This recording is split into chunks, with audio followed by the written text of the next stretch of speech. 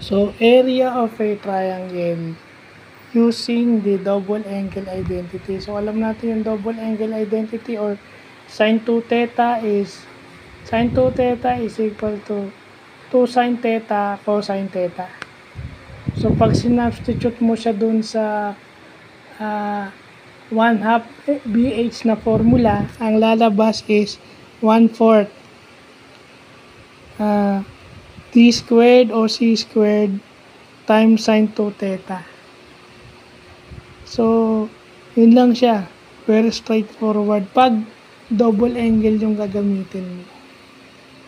O yung sin 2 theta yung gagamitin mo. Actually, mas madali yun. Pag uunin mo yung area of a triangle using yung double angle identity. Kasi kung ano yung theta niya, times 2 mo lang.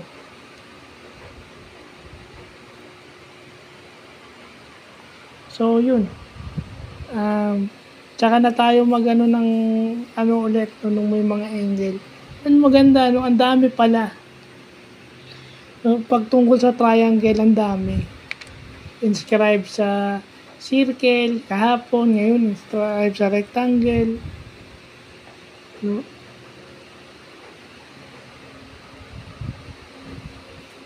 Minsan nga, yung sa isosceles, kailangan makuha mo yung height at saka yung base. Pero yung base kasi is b over 2. Kumbaga, yung isang triangle lang, di ba? Sa isosceles kasi, dalawang triangle yon. So, dito, kaya d squared, or diagonal kasi ito diagonal. Kung yung figure nito, diagonal, or kung right triangle to, yung hypotenuse, ay ko-consider mong side na may corresponding angle. So, yun lang pa.